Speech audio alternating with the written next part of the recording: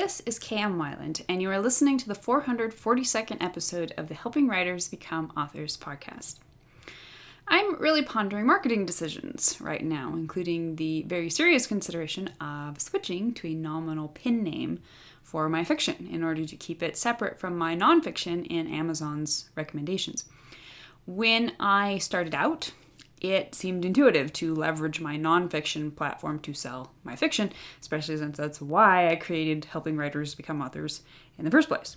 But time has shown that the two genres attract very distinct readerships. I had always thought it was too late to switch to a pen name, since at this point I have 4 published novels. But after some discussions with some of you lately, I'm seeing that maybe it's not too late after all. And if I'm going to do it, the time is now before I publish my historical fantasy Wayfarer. So everything's a little up in the air right now as I figure out my best move before publishing the book. But I'm excited about moving forward with this. More updates as we go. And now I hope you enjoyed this week's podcast. 5 ways to use the Enneagram to write better characters. The Enneagram. Maybe you've heard of it. Maybe you've even tried using it to write better characters. Like Myers-Briggs, Socionics, and the 4 temperaments, the Enneagram is one of many systems within the study of personality theory. These systems are designed to identify the patterns found in the different ways we approach various aspects of life, so we might better study and understand ourselves and others. In short, the Enneagram is not only a useful life tool, it's also the perfect character creation tool. I've always been interested in personality theory. Let's face it, I just like theories. Hello, story theory. But I don't see it as any kind of coincidence that my interest in characters and stories dovetailed so conveniently with the ever-deepening rabbit hole of personality theory. And I'm not alone. In fact, my introduction to the Enneagram many years ago was on romance author Laurie Campbell's site, where she offered a brief description of the system's 9 types, as, you guessed it, a character tool. Since then, I've pursued Myers-Briggs, another personality typing system, in some depth. But only this year have I finally dived headlong into the Enneagram. I'm not exaggerating when I say it has changed my life and my writing. So, what is the Enneagram? Unlike Myers-Briggs, which is a quote-unquote neutral system focused primarily on the differing ways people take in and use information, the Enneagram is often called an ego transcendence tool. Sounds all lofty and new agey, but it's really just code for this is going to hit you where it hurts. As a side note, I read once in relation to Myers-Briggs that if you typed yourself and had nothing but excitement about your discoveries, you very likely mistyped. A true typing is going to show you stuff about yourself that maybe you'd rather not look at. In short, you can be pretty sure you found your type when you end up muttering, "Ah, dang." If that's true of Myers-Briggs, it's about 10 times truer of the Enneagram. In their book, The Road Back to You, which is a great overview of the Enneagram, uncomplicated by denser aspects of the theory, Ian Morgan Cron and Suzanne Stabile introduced the Enneagram like this. The Enneagram teaches that there are 9 different personality styles in the world, one of which we naturally gravitate toward and adopt in childhood to cope and feel safe. Each type or number has a distinct way of seeing the world and an underlying motivation that powerfully influences how that type thinks, feels, and behaves. So, put at its simplest form, the Enneagram looks something like this. Type number 1, the reformer. Their ideal is perfection. Their fear is corruption. Their desire is integrity. And their vice is anger. Type number 2 is the helper. Their ideal is freedom. Their fear is unworthiness. Their desire is love.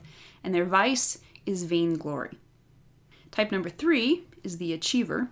Their ideal is hope. Their fear is worthlessness. Their desire is being valued. And their vice is deceit. Type number 4 is the individual. Their ideal is originality. Their fear is commonness. Their desire is authenticity. And their vice is envy. Type number 5 is the investigator. Their ideal is omniscience. Their fear is uselessness. Their desire is competency. And their vice is avarice. Type number 6 is the loyalist. Their ideal is faith. Their fear is isolation. Their desire is safety. And their vice is fear. Type number 7 is the enthusiast. Their ideal is work. Their fear is boredom. Their desire is experiences. And their vice is gluttony. Type number 8 is the challenger. Their ideal is truth. Their fear is loss of control. Their desire is autonomy. And their vice is lust. And type number 9 is the peacemaker. Their ideal is love. Their fear is loss. Their desire is stability. And their vice is indifference.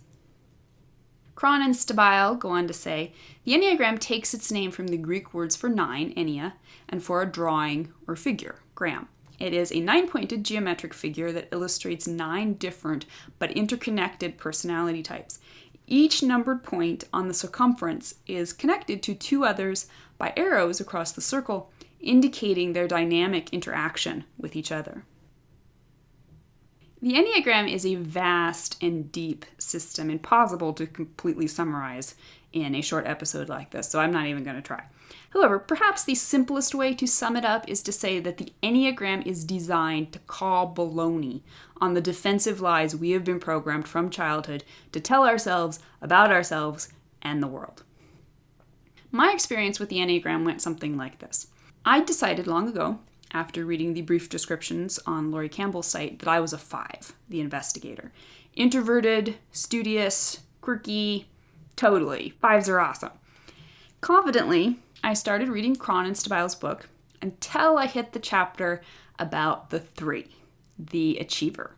It was like the authors reached out, grabbed their own book, and smacked me between the eyes with it. It was a total oh dang moment. Now don't get me wrong, 3s are awesome too. Productive, adept, ambitious. But I immediately knew without question I was a 3 simply because so much of what I read hurt. I would have been totally cool, too cool, with the 5's problems of hyper-independence, trust issues, and sarcasm, because hello, that's all of my favorite characters ever. I've always considered myself a relatively self-aware, self-honest person. But reading about the 3's motivations made me face things about myself I'd never been willing to admit or face. Things I really didn't like about myself, such as the driving need for the approval of others, and a pervasive underlying belief in, essentially, salvation and love by works. For me, the revelations that followed were toppling dominoes that unlocked answers to questions I'd been asking about myself and my life for a long time. It was painfully liberating. My awareness of my 3-ness has since allowed me to acknowledge and own aspects of myself I've long hidden from, which of course now means I have to deal with them. It has been, and continues to be, incredibly exciting. And now I get to use these new approaches to life, people, and the self to help me, I hope, write better characters. Now, there's just so much to say about how you can use the Enneagram to write better characters. I'm not even going to get into the wings, triads, integration and disintegration, instinctual variants, or tri-types. The latter of which I have yet to study in any depth, but which I think bears out I wasn't totally wrong in my initial association with the 5. It was in reading Don Richard Risso's Enneagram Bible personality types that I was truly blown away by the beautiful complexity of the system and its easy applicability to writing characters. After listening to the book on audio, I immediately bought my own copy and added it to my pile of easy reach writing resource books. I will be referring to it regularly when I start outlining my next book. And now here are the 5 primary ways I plan to use the Enneagram to write better characters in the future. Advantage number 1. Typing characters the fast and easy way. So let me start with a slight digression. I've been studying Myers-Briggs for years. I love it. In its own way, it too completely changed my life and my writing. But I actually find the system really difficult to use in typing my characters. For whatever reason, I can type other people's characters with reasonable confidence, but I can't type my own to save my life. For example, I have progressively typed Chris Redston, the protagonist of Dreamlander, as an ISFJ, an ESFJ, an INFJ, and an ISFP, with ponderings about ISTJ and INTJ thrown in for good measure.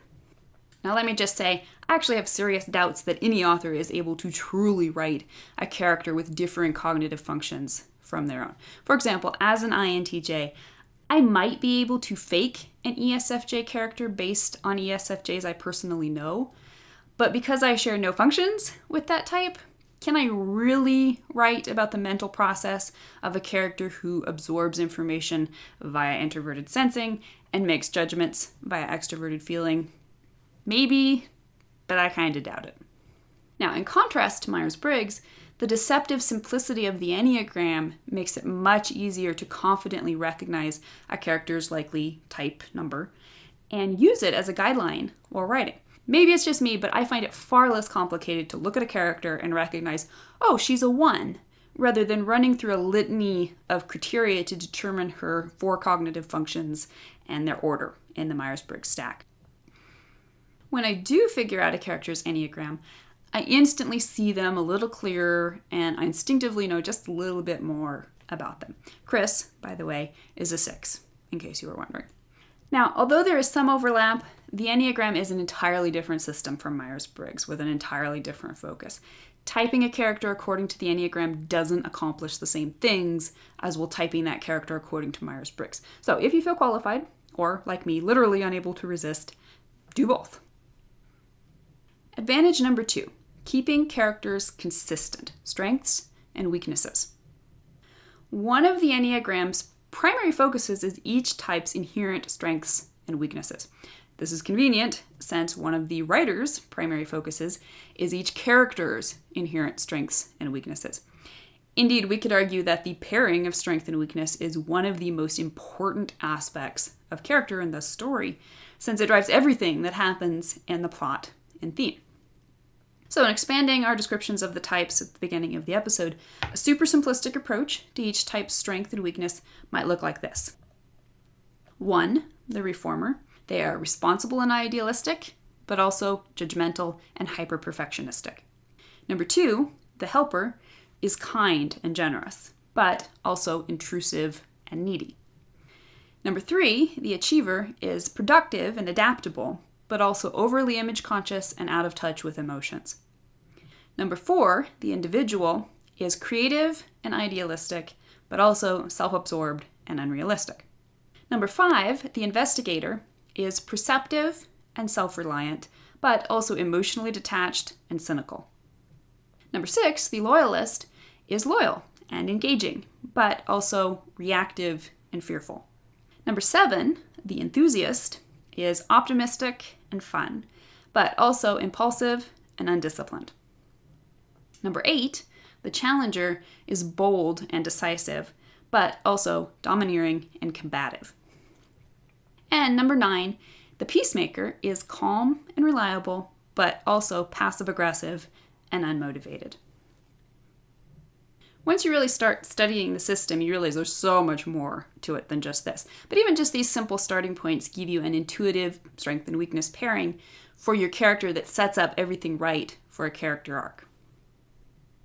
Advantage number 3, identifying the character's motivation, want, need, and backstory ghost.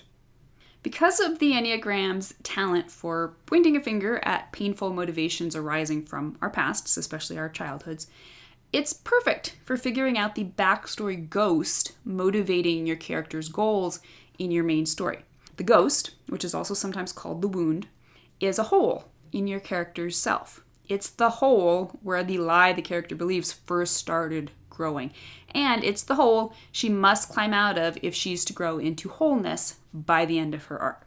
Again, not so coincidentally, the Enneagram offers a basic lie for each type. Number 1, the reformer, believes mistakes are unacceptable. Number 2, the helper, believes I am not lovable. Number 3, the achiever, believes I am what I do. Number 4, the individual believes no one understands me, there is something wrong with me. Number 5, the investigator believes I am not competent to handle the demands of life. Number 6, the loyalist believes the world is not safe. Number 7, the enthusiast believes I can't count on people to be there for me. Number 8, the challenger believes only the strong survive. And number 9, the peacemaker believes I don't matter much. Starting with some iteration of the above for your character, you can start extrapolating consistent motivations and goals within the specific needs of your plot. Advantage number 4, charting character arcs. Not only is the Enneagram system helpful in setting up character arcs, it's also helpful in double checking that the progression of your character's arc is consistent and realistic. One of the main reasons I ended up buying a hard copy of Risso's personality types was that the book methodically charts 9 levels of health for each type. It divides these 9 levels into 3 apiece under the headings of healthy, average, and unhealthy. Once you know your character's specific storyline and the type of arc you want him to follow, you can reference Risso's lists to nail down how a healthy, average, or unhealthy person of this type would behave. For example, if you're writing a positive change arc for a generally likable character, you're probably going to start him out in one of the average categories and let the story's events help him progress to health. Or maybe you're writing a negative change arc about a descent into unwellness or even psychosis, which brings me to advantage number 5, writing better bad guys. For me, bad guys have always been one of my challenges. A large part of this was a struggle to find suitable motivations for their evil deeds. Oh, they're just crazy is an easy out that doesn't give due diligence to what should be one of the strongest characters in the story. Yet another reason I was psyched by Risso's health charts was that they immediately grounded my understanding of what would motivate a deeply unhealthy person to commit deeply unhealthy acts. At the bottom level of psychosis for each type, which is almost never reached without either deep-seated childhood trauma or a physiological catalyst, Risso suggests the quote-unquote ultimate end each type is most likely to fall to. It is a useful guide for following the descent of personal and mental unhealth to a consistent ending point. If you read all the sections in Risso's book, it becomes easy to provide a proper motive to a character who is undergoing a realistic personal descent. Now, this is just the tip of the iceberg when it comes to the Enneagram. I've been studying it for months now and have barely scratched its surface. If you're interested in digging deeper, both for yourself and your characters, I recommend starting with the book The Road Back to You by Ian Morgan Cron and Suzanne Stabile, and following it up with the significantly heavier and more in-depth Personality Types by Don Richard Risso with Russ Hutton. Brace yourselves, have fun, and get ready to say, "Oh dang." And tell me what you think. Have you ever used the Enneagram or another personality typing system to write better characters? If you'd like to be a part of the Word Player community on my site and join in the conversation on this and other subjects, be sure to stop by the website at helpingwritersbecomeauthors.com. You can always find the transcript of the most recent podcast and add your voice to the discussion by visiting the first post on the site's homepage. And don't forget that if you are looking for an older post, you can always find those by putting the podcast title in the search field at the top of the right-hand column. Or you can find that search field at the very bottom if you're on a mobile device. If you enjoyed this podcast, you can subscribe on iTunes. And if you'd like to support helping writers become authors, something quick that you could do that would be extremely appreciated would be leaving a quick rating or review on iTunes. Thank you so much for listening to the Helping Writers Become Authors podcast, and be sure to check back again next week.